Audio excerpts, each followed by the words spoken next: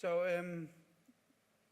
for me, like having the science of working with the science is interesting. And then another big component when I work with creating these moments in a restaurant situation or space station or whatever, there's a need for a meal. I very much look in also on the sociality, you know, the human act of what is kind of a situation it is, and how humans interact with each other in a way, you know, just sitting and talking over a meal or having to do something.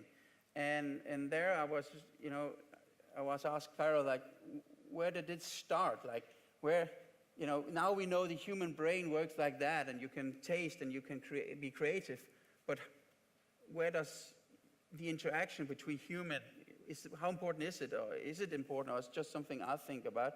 And I asked Carole to do a little presentation on that matter. Thank you. And thank you, Ulla. I like how you talked like an anthropologist, linking taste fundamentally to human evolution. And I'm going to try to link taste to human sociability. So, commensality and taste. Just really briefly, I know we've packed the audience with, the presenters with anthropologists, but what anthropologists are really interested in is what makes people tick, how we give meaning to things, how the social context matters. And you've heard a lot of this from my colleagues already.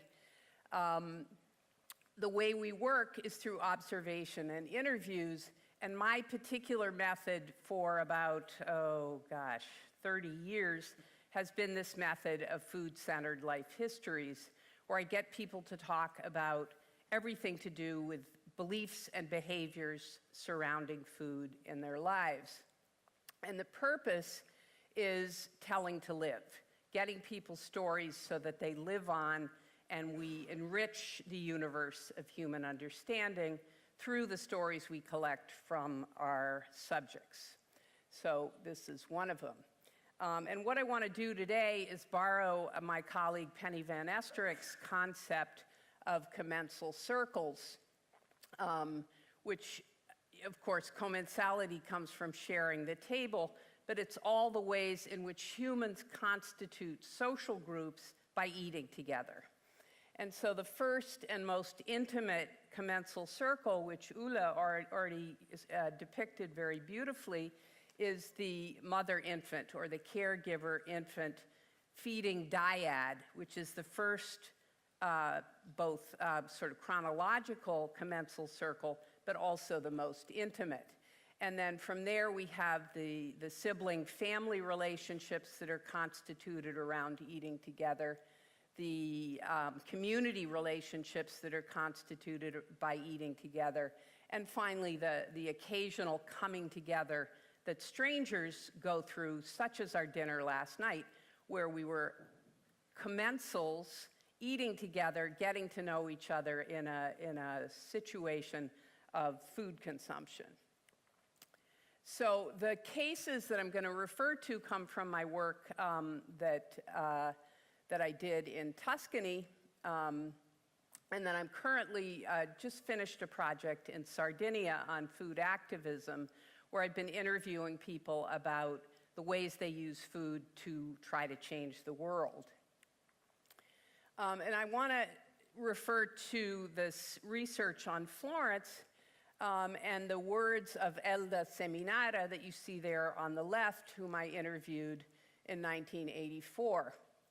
And she was pregnant sometime between 1944 and 1945, when Florence was in the grip of World War II.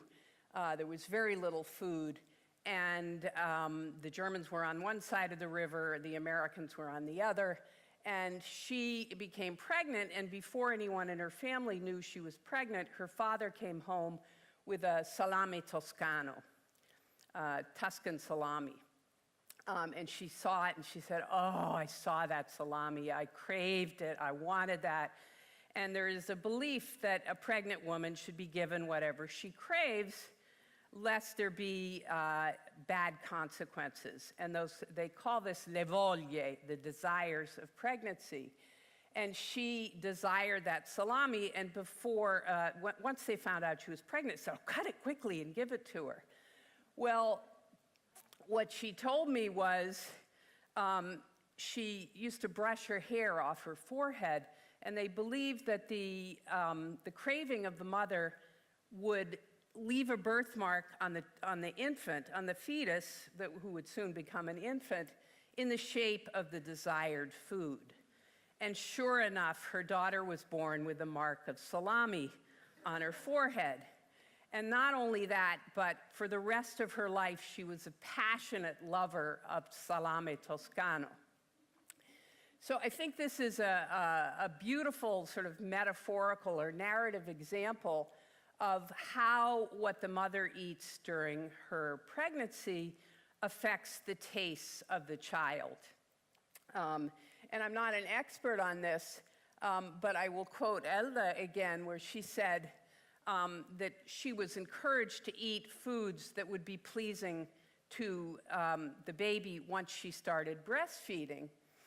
So every morning I ate pap, farinata made of flour and water. The elders thought this made good milk, sweet-smelling and nutritious milk. You had to eat fennel because it also made the milk smell good. You couldn't eat onion, that would make the milk stink, the baby wouldn't like it. Everything the mother eats, they said, shows up in the milk. The milk takes on the taste of our foods. And there seems to be a growing body of research that suggests that, in fact, infants who are breastfed have a much broader palate, a range of tastes that they are sort of habituated to than infants fed on formula. And Penny Van Estrik uses this concept of the industrial palate to talk about the taste preferences that we may be conditioning somewhat inadvertently with formula. And Ulla, of course, mentioned to us a minute ago that breast milk is very umami, and he told me when we were talking about this beforehand, the cow's milk has very little umami, correct? And so a lot of formulas are based on cow's milk, so you're already sort of preconditioning an infant into certain directions in terms of taste through these early commensal circles. The next sort of level of commensality is the family meal. And in Florence, one person said to me, eating together is the foundation of the family. And of course, this is not just true in Florence, it's true everywhere in Italy and many other places around the world, that it is through regular meals, regular episodes of eating together that the family really takes shape and reconstitutes itself. And there was a study done by Eleanor Ox and her colleagues comparing, a very small and just suggestive study, but comparing family table talk in Italy, in middle class families in Italy, with family table talk in the US. And what they found was that Italian families talk constantly about taste. First of all, they talk all the time about food, even while they're eating it, and this is widely recognized, but they talk about taste a lot. And they talk about what they like and what they don't like, and what the parents like and what the children like, and how their tastes cohere or differ. And they talk about food as pleasure. And in the American families, they found it wasn't about taste, it wasn't about pleasure, it was eat your peas because they're good for you. And so there was a preconditioning from very early on to even think about taste, to conceptualize taste as a key ingredient in the experience of eating. Moreover, what goes on at the table is really not only the socialization of taste, but the definition of cuisine, the logic of cooking. And that logic is, of course, embedded in the order of courses, in the spices that are used or not used, and in the foods that can either be paired with each other or not. So many people told me, oh no, you cannot put sweet and savory in a dish together. No, absolutely not. And this was Florence. Now, other parts of Italy, you might find sweet and savory together in a dish. But these rules of cuisine, these flavor principles, are established in the family and become taste preferences for life. Also, eating etiquette is, of course, socialized into people at the table. New family members are socialized. So this is actually an American friend of mine who married this Italian chap here. This is her daughter, and this is the husband of her daughter. New family members were brought in Florence in the 80s by being allowed into the house and eating at the table together. And one young man told me, he said, when I started going with my girlfriend, I went to her house to eat, and her mother made all the tastes that I loved. And this was a signal of bonding, bringing in new family members. And I just want to also mention, of course, that gender roles are established around family meals. And of course, in Italy, even still today, it is mostly the women that do the cooking that are really the definers and passers on of cuisine, flavor principles, meal etiquette, and so forth. And I think we could sort of throw, oh, hello. We could think about the role of gender in constituting tastes, perhaps a little bit more fully in our minds as we think about this after this conference. Another thing that is, of course, central to the establishment of taste through commensality is habits of place, of where you live and what foods are available to you in those places that you are eating. And what the Florentines I interviewed in the 80s told me was the most important variable in their diet was seasonality. They said, we follow the seasons, and we look forward to when the first artichokes come in, and then when the asparagus comes in, and all those first ripe tomatoes. And this seasonality will, of course, vary according to the climate and environment that you live in. And I did a study in a very high, cold, dry part of Colorado called the San Luis Valley, where they only have 2 frost-free months a year. And they had much less interest in and talk about taste than Florentines. And I thought part of the reason might be because they're eating the same food all year long, and a lot of the vegetables that they had got in the winter were dried. And so they weren't rich like those first asparagus or those first artichokes. So I think we can put place and gender and family all together to think about how tastes begin to be created around the table, around eating together. And an example of taste identity was again from Elda, who told me that her husband loved everything except bacala, which is this dried salted cod that is soaked in water and then cooked in many delicious ways. And she adored it. But she said her daughter was just like her father. She didn't like bacala, only bacala. She was just like her father. And this notion that in Italy that there's a taste identity between parents and children, I think is another thing that comes out of this family meal. Another, if we go out the commensal circles, of course we think about all the occasions where people eat together outside the home or with a broader social group. And I just put a couple of slides up here. On the left is the Slow Food Terra Madre Festival, which is a meeting of producers, chefs, academics, and young people from all over the world who come together in Torino every 2 years to talk about changing the world of food.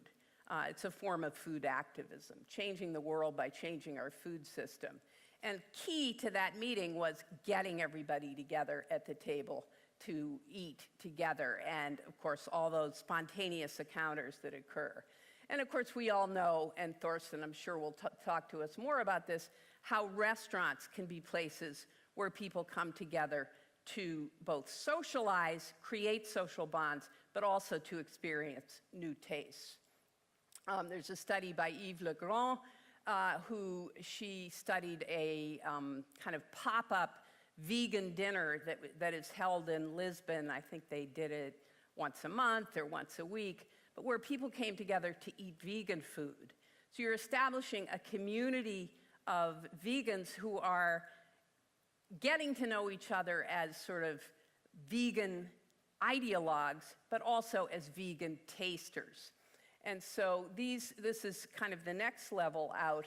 And then there is the work that goes on through Commensality as part of food activism. As I said, I've been studying food activism in Cagliari, Sardinia, Italy, since 2011. And one of the things that Slow Food uses as I won't say a weapon, but as a strategy of involving people in changing the world through food is la classica cena, the classic dinner, where they would bring people together, have a special producers, products. This dinner was I don't know, they were like 8 courses, including dessert, all centered on the tomato, and this occurred after we had visited a tomato cooperative. So you learn with your mind, and then you experience that learning through taste in the body. And of course, when you have a dinner, you're also getting the conviviality and sociability. You're exchanging opinions, discussions. Oh, how does this taste? Oh, I can't tell the difference. Oh, I can.